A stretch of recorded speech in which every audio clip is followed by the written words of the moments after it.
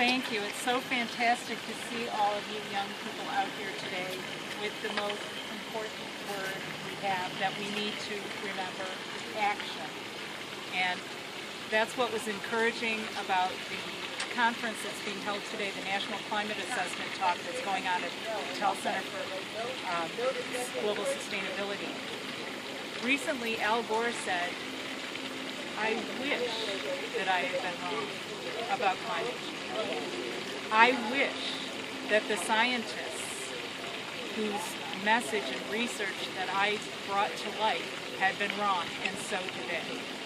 But we're beyond the point now where there's any debate about whether our climate is changing, whether the temperatures are rising, and what is causing it. We know that human activity has caused it.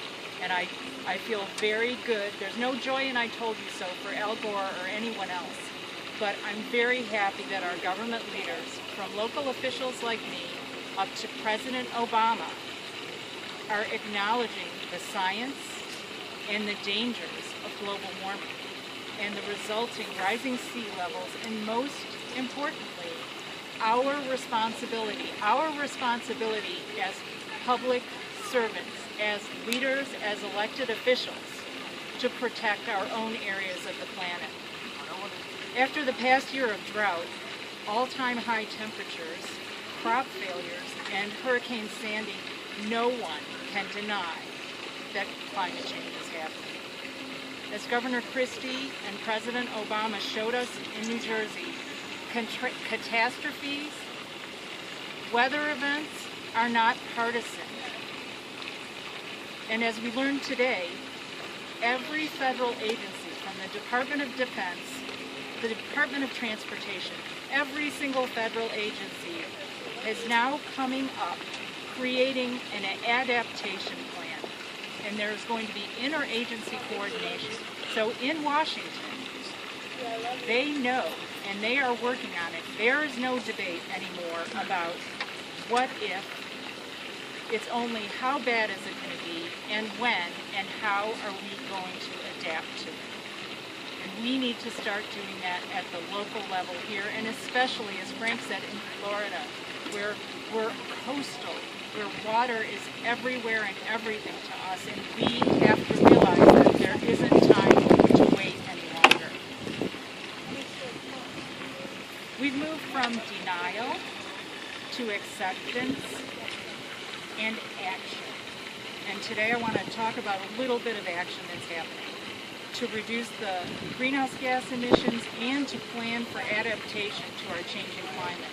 On the local level, on the Tampa City Council level, we've been working to make our city more sustainable since I've been on the council for the last 6 years. Thanks to both energy industry and government efforts, we've had some successes. We have had successes. Tampa Electric Company, the coal-burning leader, has reduced its emissions of greenhouse gases by 20% below the 1998 levels. And the city of Tampa is adopting plans for sustainable growth and transit-oriented development.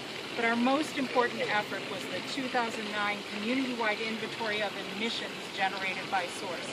We now know where our emissions are coming from in the Tampa Bay area, and they're coming from cars.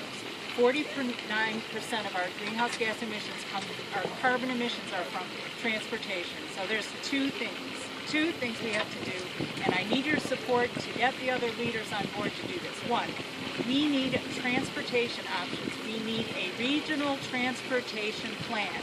That means Hillsborough County has to work with Pinellas County, who is working on a referendum for rail that's going to be on the ballot in 2014. And the other thing we need to do is follow what I heard our colleagues in South Florida are doing. Their Regional Planning Council has put together a climate action plan, and that's what we need to do here. I serve on the Tampa Bay Regional Planning Council with 4 counties, and that's what I'm going to bring up next. We have to start to plan, to assess, to measure, and to have some action to adapt to our changing climate. Thank you.